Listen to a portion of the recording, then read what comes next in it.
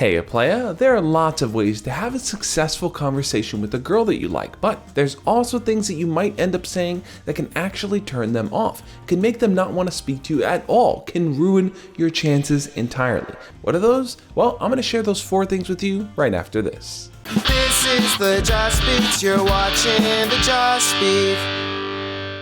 For those of you that are new here, my name is Josh, and every single week I make videos sharing tips, ideas, and stories teaching you how to be your best self. So if you want to learn and grow, hit the subscribe button and make sure to click on the notification bell. Now, the first thing that guys tend to talk about without having any real knowledge about how it works is saying that a girl is acting the way that she is because she's on her period or because she's emotional. Now, growing up, I admit I didn't really know much about girls' bodily functions and how they worked and what periods were like, but I assumed that if a girl was being emotional in any kind of way, that she was on her period, that the two were synonymous. So it was easy for me to write off however she was feeling simply because I thought that was the reason. And when you just write off what a person is sharing with you as being emotional or not really worth paying attention to, it can make them feel like you're not actually paying attention to what they're saying, that you've already decided what's worth listening to and what's not worth listening to. Because one thing I've learned over the years is that people handle situations in different ways. Sometimes they do get more emotional, sometimes they do feel sick and they don't want to interact with people. Sometimes they're totally fine and you'll never notice that they're experiencing something.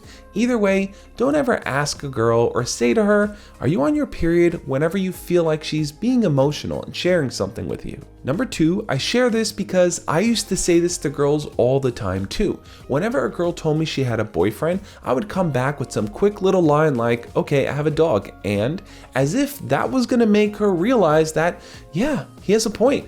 I have a boyfriend and it doesn't really matter. But the thing is, it does matter. It matters to her who actually has that boyfriend. That boyfriend's someone that she's chosen to be with, someone that she cares about, someone that she likes, someone that she wants to grow into her life with. And you coming in thinking you're just some smarmy little guy who's gonna wash him away with one little comment, yeah, it just makes you look like more of a loser. And this doesn't only apply to when a girl has a boyfriend, it also applies to whenever a girl kind of pushes you away and shows you that she's not interested, but you keep pursuing her despite what she's kind of put out there. Lots of guys do this because they think they're being persistent, that if they try more and more, eventually the girl's gonna turn around and give them a chance. But I think that's the wrong approach to take. I think it's important to be persistent here, but you have to see what the reaction is from the girl herself. Is she open to talking to you more? Is she open to hanging out with you? If she's kind of giving you the brush off and she's trying to come up with different ways to kind of push you away without being mean or just aggressive about it, then I think it's important to pay attention to that. Most guys are not approaching their crush with mindfulness. Instead, sometimes you're approaching because you're attracted to them, and that's as far as you can see. But you have to understand, attraction needs to work both ways if you want to build something with that person. If it's just brute force attraction from one side, and she says she has a boyfriend or she says she's not interested, and you keep pushing her, you're only going to make the situation worse. So if a girl tells you something like, "I have a boyfriend," or even something simple like, "I'm just not interested," it's important to respect her decision because being pushy is only going to annoy her more and more. You're going to ruin your chances with developing anything with her in the future. Number 3 is a cold hard truth that a lot of guys need to hear, but blaming a girl for friend zoning you is the wrong way to go. And I say this from experience, guys. Being friend zoned sucks. It's a harsh reality to face, having the person that you like tell you that they only see you as a friend, or that you're like a brother to them, or that they can never imagine dating someone like you. But you need to accept the truth here. They're not at fault for friend zoning you. Because they've made the choice for themselves to not pursue a romantic relationship with you, that's not something that they've done wrong. That's simply something that they've decided. And it's important to remember that just because they've decided to only be friends with you doesn't mean they've done something bad or wrong here. They've simply made a choice for how they feel. I think what's more important is for you to reflect on your own behavior, to ask yourself these simple questions. What did I do that gave off only friendly vibes? Was I honest and open in pursuing a romantic relationship with them? Did I accept the fact that they only wanted to be friends with me and continue a friendship despite not really only wanting that?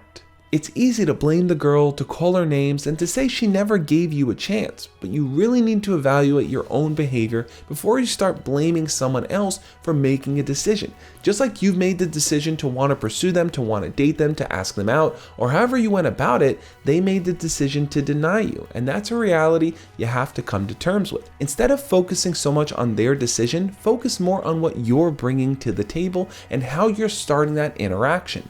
If you feel like they didn't really give you a chance, or they strung you along, or they gave you mixed signals, ask yourself, in any of those situations, did you actively act on them, or did you wait and wait and wait to the point where they probably said, well, this person is just a friend. Even if I'm flirting with them, they're not really responding back in a romantic way, so it's not really going anywhere. And the fourth thing that guys tend to say to girls, or even about girls, whether it's in a joking way or not, is making comments on their sexual history, calling them things like a slut or a whore based on the fact that they've dated different guys or have had multiple relationships or relations with other people. One thing I really want you guys to understand here is that there's no situation where referring to a girl as a slut or a whore or any other derogatory name actually makes you look good. It actually makes you look bad. It makes you look a bit skeevy. It makes it look like that's all you're focused on. You're viewing that person as if their worth is coming from the amount of sexual partners they've had.